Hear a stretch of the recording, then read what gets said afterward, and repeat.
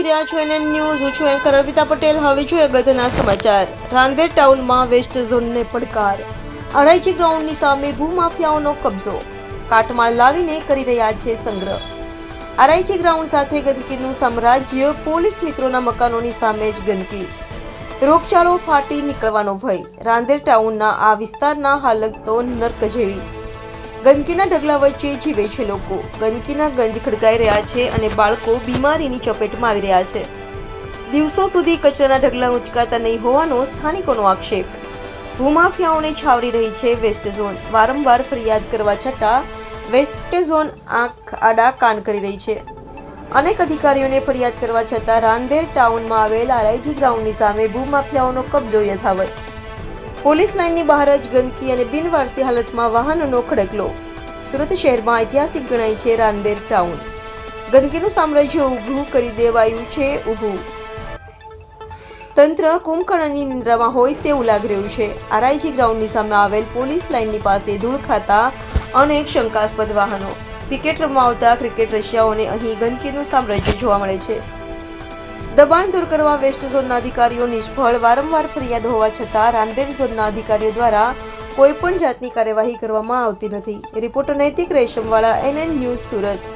દર્શક મિત્રો, એનએન ન્યૂઝને લાઇક, શેર, સબસ્ક્રાઇબ કરો, બેલ આઇકન પ્રેસ કરો જેથી આપને નોટિફિકેશન્સ મળતી રહે.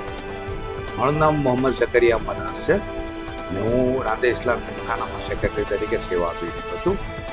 હવે સાહેબ, મારે જણાવવાનું એવું છે કે આપણે એસએમસી કમિશનર, શહેરી વિકાસ ખાતા, દબાણ ખાતામાં પ્રતિકભાઈ, આ લોકોને આપણે ઘણીવાર રજૂઆત કરી છે, રિટર્નમાં કમ્પ્લેન આપી છે. એને ખાસો સમય થઈ ગયો છે. હજી સુધી જે આપણે કમ્પ્લેન કરી એનું કોઈ નિવારણ થતું નથી. ને આજની તારીખમાં પણ આ જ બધું છાડું ને કચરું ને ગાર્બેજ ને બધું આવીને અહીંયા સામે પડે છે સાહેબ. એનો કોઈ નિકાલ થઈ રહ્યો નથી. આમાં તો એવું લાગી રહ્યું છે કે કદાચ કોઈના સ્પેશિયલ દબાણથી યા કોઈના સાથે સાઠગાંઠમાં અહીંયા એક જગ્યાને ડેપો બનાવી દેવામાં આવ્યો છે એવું લાગે છે.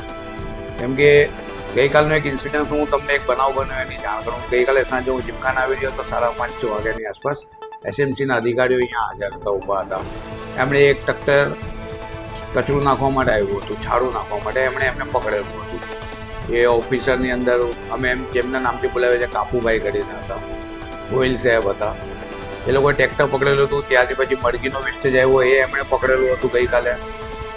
પોલીસ કમ્પ્લેન કરવા સુધીની બધી વાત થઈ હતી. એમની હાજરીમાં બીજું એક ટ્રેક્ટર આવ્યું, એની અંદર કમ્પ્લીટ છાડું ભરેલું હતું. આ કાફુભાઈ જે એસએમસીનો ઓફિસર હતા એ ટ્રેક્ટર પર ચડી ગયા એમને રોકવા માટે. તો ટ્રેક્ટર એમને લઈને રવાના થઈ જતું હતું. એક સિચ્યુએશન એવી આવી હતી કે કદાચ એ ટ્રેક્ટર પરથી પડી જાય તો કદાચ મોટો એક્સિડન્ટ થઈ જાય એવી સિચ્યુએશનને ભાગતા સિચ્યુએશન થઈ. તો આટલું બધું મતલબ કઈ હિસાબે ચાલી રહ્યું છે ને એમનું એવું લાગ્યું એમની વાત પરથી, એસએમસીના અધિકારીઓની વાત પરથી, કે એમની પાસે એવું કોઈ સત્તા છે જ નહીં કે એમને એ લોકો અટકાવી શકે. કેમ કે અમારાથી કંઈ થાય નહીં, અમે શું કરી શકીએ. એટલે સાહેબ, આનો હજી કોઈ નિકાલ નથી આવ્યો આના માટે. ને રોજ 3, 4, 5 ટ્રેક્ટર આવે છે ને રોજ ખાલી થાય છે. જે હું તમને 1-2 વાર વિડીયો બી મેં તમને મોકલાવ્યા છે. તો આનું કંઈ નિરાકરણ લાવો ને તો આ કંઈ, કેમ કે હવે તો એવું લાગે છે કે કદાચ મજાક થતી હોય અમારી બી બહાર કે આટલા બધા વિડીયો અને મીડિયા પર તમે કહો છો, રિઝલ્ટ તો કંઈ આવતું નથી. ને અમુક જગ્યા પરથી ખોટી રીતના અમને જોવામાં બી આવી રહ્યા છે, ખોટી નજરથી. કઈ રીતનું દબાણ એટલે સાહેબ હું તમને કહું કે સવારના 7 વાગ્યામાં ટ્રેક્ટર ચાલુ થઈ જાય. રાતે બાંધકામ ટોયડું હોય, કંઈ બી હોય, કચરું હોય, મરઘી વેચતો હોય, સવારના 7 વાગ્યાથી 9 વાગ્યા સુધીમાં, કે 9 વાગ્યાથી એસએમસીનો ઓફિસરો સ્ટાર્ટ થાય. બરાબર છે. તો મેન આ જે દબાણ જે મેન આવે છે, જે કચરું જે મેન જે વેસ્ટેજ જે બિલ્ડિંગનું આવે છે એ દિવસની અંદર નાખી જાય છે આ લોકો. સામે રાંદેર પોલીસ સ્ટેશનની કોલોની બી છે, સામે એક ઝૂંપડું બી છે.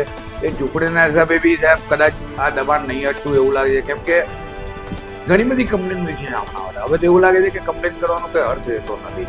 કેમ કે ઉપલા ડિપાર્ટમેન્ટ સુધી આપણે કમ્પ્લેન ગઈ છે, કમિશનરશ્રી સુધી આપણે આ ફરિયાદ મૂકી છે, પણ હજી કોઈ એનું નિરાકરણ આવ્યું નથી. આવે છે ઘણી વાર સાફ સફાઈ કરીને ચાલે છે, પણ વેસ્ટેજ તો ડેલી રોજનું રોજ આવીને પડે જ છે અહીંયા.